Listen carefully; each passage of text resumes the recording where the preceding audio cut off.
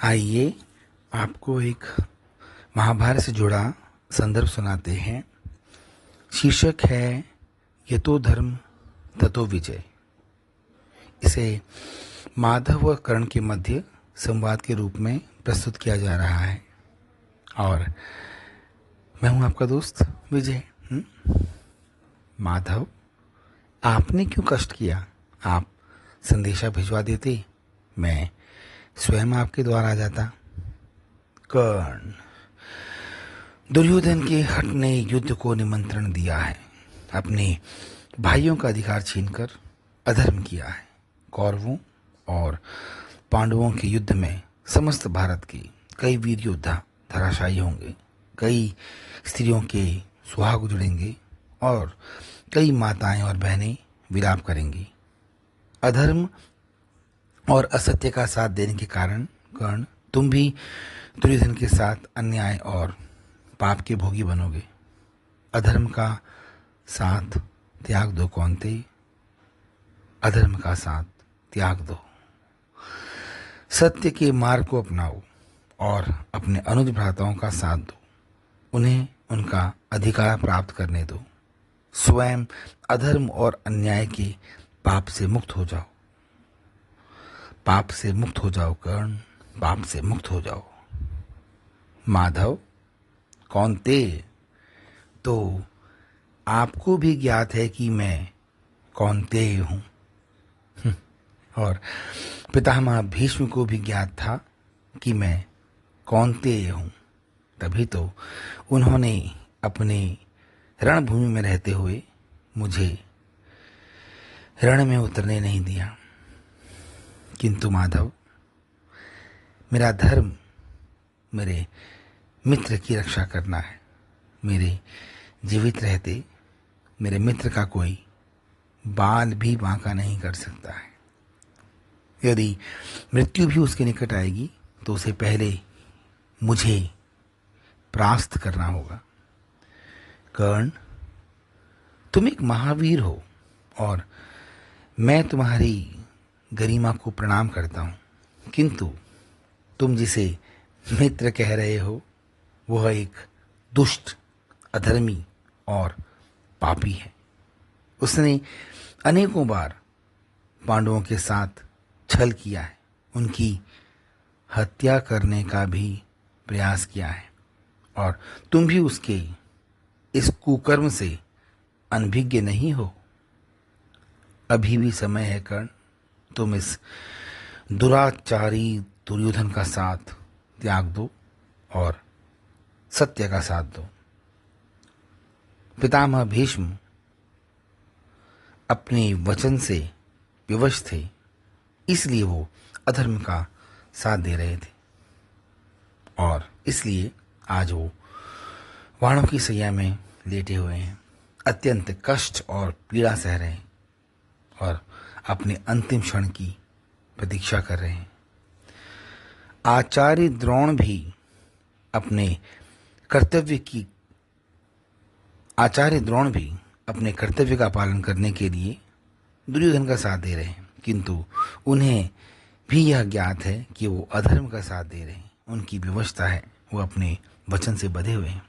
किंतु कौन्तेय, तुम्हारे साथ ऐसी कोई विवशता नहीं है। तुम अकारण ही पाप के भागी बन रहे हो।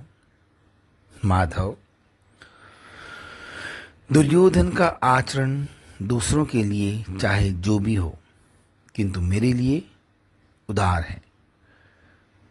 उसने मुझे सदैव परम मित्र की संज्ञा दी है, अपने समकक्ष स्थान दिया है। आप मुझे कौन्तेय न कहो माधव, मुझे कौन्तेय न कहो। मैं राधे हूं। माता कुंती तो मेरी जन्म माता है, किंतु मेरा लालन पोषण मेरी माँ राधा ने किया है। मैं उनके ऋण से कदापि मुक्त नहीं हो सकता माधव, मुक्त नहीं हो सकता। माता यशोदा तो अनभिज्ञ थी और वो आपको अपना जन्म पुत्र मानकर आपका लालन पोषण कर रही थी, किंतु माधव, माता राधा को तो मैं जन्मोपरांत नदी में बहती हुई एक टोकरी में मिला था। वो चाहती तो मेरा तिरस्कार कर सकती थी। उनके अपने भी तो बालक थे। उन्हें एक और अन्य बालक की कोई आवश्यकता नहीं थी।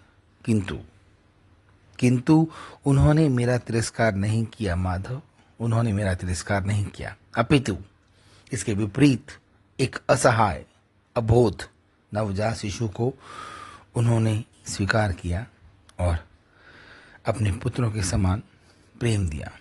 मैं कौंतेय नहीं हूं माधव, मैं कौंतेय नहीं हूं, मैं राधे हूं।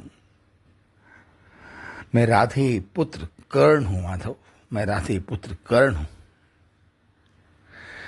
हस्तिनापुर में हुई प्रतिस्पर्धा में जब अर्जुन को सर्वश्रेष्ठ धनुधारी की उपाधि दी गई और उससे बेहतर कोई नहीं की घोषणा की गई, तो मैंने इसका विरोध किया था और स्वयं की धनुशक्ति प्रदर्शन करने का अनुरोध किया। किंतु आचार्य कृप के प्रश्न ने मेरे हृदय को आहत कर दिया। उन्होंने कहा, मात्र राजवंशी क्षत्रिय कुल के प्रतिनिधि ही इस प्रतिस्पर्धा के योग्य हैं। उन्होंने जब मुझसे मेरे क्षत्रिय कुल का नाम पूछा तो मैं निरुत्तर हो गया माधव, मैं निरुत्तर हो गया। लज्जा से मेरा शीश झुक गया। समस्त गण मेरा उपहास करने लगे थे। किंतु उसी क्षण दुर्योधन ने मेरा पक्ष लिया और मुझे प्रतिस्पर्धा के योग्य कहा। दुर्योधन ने न मुझसे मेरी जाति पूछी और ना ही पूछा मेरा कुल।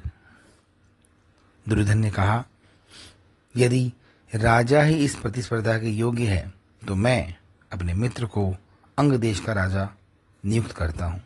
उसका आभार मैं कदापि पूर्ण नहीं कर सकता माधव। दुर्योधन मेरा मित्र है और अपने मित्र की रक्षा करना मेरा धर्म है, मेरा कर्तव्य है। कर्ण, दुर्योधन बाल्यकाल से ही पांडवों से द्वेष रखता था और उसने तुम्हें अर्जुन से अधिक प्रतिभावान समझा। इसलिए उसने तुम्हारा विश्वास जीतने के लिए तुम्हारा साथ दिया। उसे तुम में अर्जुन का उपयुक्त प्रतिद्वंदी दिखाई दिया, इसलिए उसने तुम्हें मित्र बना लिया ताकि समय आने पर तुम पांडवों का विनाश करने में उसका साथ दे सको।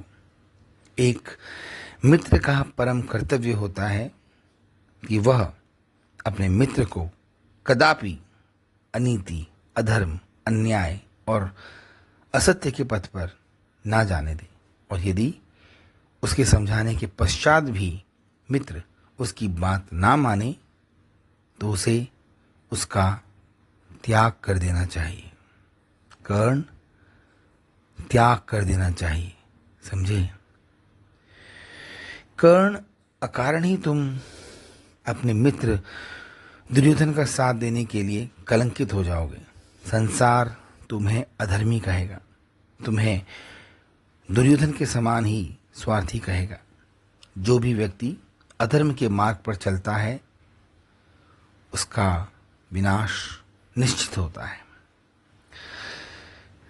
माधव, संसार कौन सा संसार माधव, कौन सा संसार? इस संसार ने मुझे क्या दिया है? पग पग पर मुझे तिरस्कृत किया है, मुझे शापित किया है। आचार्य द्रोण ने मुझे विद्यादान से वंचित कर दिया क्योंकि मैं राजपुत्र नहीं था।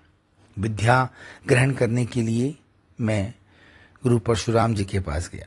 कहीं वह भी मेरा आचार्य द्रोण की भांति तिरस्कार न कर दें, इसलिए मैंने उनसे असत्य कहा कि मैं ब्राह्मण हूं, क्योंकि गुरु परशुराम क्षत्रियों से विराग रखते थे, उन्हें शिक्षा प्रदान नहीं करते हैं, इसलिए मैंने उनसे असत्य कहा कि मैं ब्राह्मण पुत्र हूँ। गुरु परशुराम ने मुझे उत्तम शिक्षा प्रदान की, किंतु अंत में उन्होंने मुझे शापित कर दिया। मेरी शिक्षा समाप्ति के पश्चात गुरु परशुराम थक गए थे और वो सोना चाहते थे। गुरुजी ने अपना शीश मेरी जांघ में रखा और वो निद्रा में चले गए। उसी दौरान एक बिच्छू ने मेरी जांघ को आहत कर दिया। मेरी जांघ से लहू बहने लगा। मैं आहत की पीड़ा सह रहा था, क्योंकि यदि मैं उठ जाता तो मेरे गुरु की निद्रा भंग हो जाती। किंतु जब मेरी जांघ से लहू बहता हुआ गुरुजी के कर्णों तक पहुंचा तो उसके स्पर्श से गुरुजी की निद्रा भंग हो गई। वो तुरंत खड़े हुए और उन्होंने कहा कि इतनी पीड़ा कोई क्षत्रिय ही सहन कर सकता है। कर्ण, तुम ब्राह्मण नहीं अपितु क्षत्रिय हो। कर्ण, तुमने मुझसे असत्य कहा, मेरी प्रतिज्ञा भंग की है। अतः मैं तुम्हें श्राप देता हूं कि जिस दिन तुम्हें मेरी शिक्षा की सबसे अधिक आवश्यकता होगी, उस दिन ये तुम्हारे लिए निरर्थक होगी। तुम मेरी प्रदान की हुई शिक्षा स्मरण नहीं कर पाओगे। माधव, आप बताइए, क्या गुरुजी का मुझे श्राप देना उचित था? नन्ही सी चंचल बालिका हाथ में घी लेकर दौड़ी चली आ रही थी और मेरे रथ के पहिए से टकरा गई। उसके हाथ से घी भूमि में गिर गया। उसका घी भूमि में समा गया और वो रोने लगी। मैंने कहा, मैं तुम्हें और घी दिला देता हूँ, पर वह नहीं मानी और हट करने लगी कि उसे भूमि में समाहित हुआ घी ही चाहिए। मैंने बाण प्रहार करके भूमि से वही घी निचोड़ लिया और उस बालिका को दे दिया। वो बालिका तो हंसते हुए वहां से चली गई, किंतु माधव, भूदेवी ने मुझे श्राप दे दिया। हे कर्ण, जिस प्रकार तूने मुझे पीड़ा दी है, मुझसे घी खींच कर निकाला है, मुझे आहत किया है, इसी प्रकार तेरे अंत समय में मैं तेरे रथ के पहियों को भूमि में खींच लूंगी और तुझे भी ऐसी ही पीड़ा सहनी होगी। माधव, आप बताइए, क्या भूदेवी का मुझे श्राप देना उचित था? एक हिंसक पशु ने राज्य में त्राही त्राही मचा रखी थी। आए दिन वो किसी न किसी को अपना शिकार बनाता था। एक व्यक्ति ने कहा कि वो हिंसक पशु झाड़ियों के भीतर छुपा है। झाड़ियों से आने वाली सड़सड़ शोर को सुनकर मैंने उसी दिशा में शब्दवेदी बाण चला दिया। वो पशु तो भाग गया, किंतु बाण जाकर ब्राह्मण की गाय के बछड़े को लग गया। बछड़े की मृत्यु हो गई। बछड़े की अकाल मृत्यु से क्रोधित होकर ब्राह्मण ने मुझे श्राप दे दिया। हे कर्ण, जिस प्रकार तुमने इस असहाय बछड़े की प्राण लिए हैं, वाण प्रहार से इस नादान पशु की हत्या की है, ठीक इसी प्रकार तुम्हारी हत्या भी वाण प्रहार के असहाय अवस्था में होगी। माधव, आप बताइए, क्या ब्राह्मण का मुझे श्राप देना उचित था?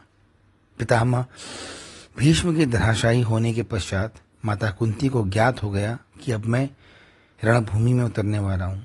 उन्होंने अपने पुत्रों की रक्षा हेतु उन पर प्रहार न करने का मुझसे वचन ले लिया। माधव, क्या माता कुंती का ऐसा करना उचित था? देवराज इंद्र को ज्ञात था कि जब तक मेरे कवच और कुंडल हैं, तब तक मुझे कोई भी अस्त्र धराशायी नहीं कर सकता है। अतः उन्होंने अपने पुत्र अर्जुन की रक्षा हेतु प्रातः सूर्योदय के साथ ही ब्राह्मण वेश में आकर मुझसे मेरे कवच और कुंडल मांग लिए।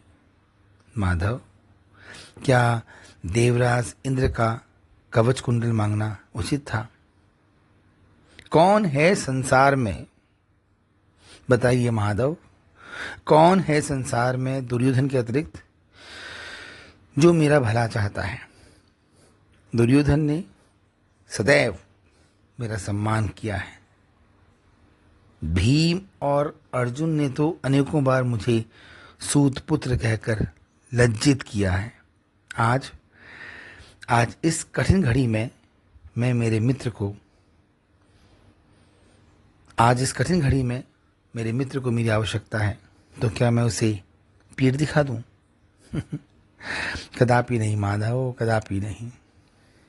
कर्ण दुर्योधन का आभारी है और वो अपने जीवन के अंत तक उसी के साथ है। यदि दुर्योधन के साथ नरक में भी जाना पड़े तब भी कर्ण उसी के साथ है। कर्ण, उचित अनुचित तय करना हमारे वश में नहीं है। कर्म प्रधान है और हम सत्कर्म से भाग्य में आने वाली विपदा से भी युद्ध कर सकते हैं।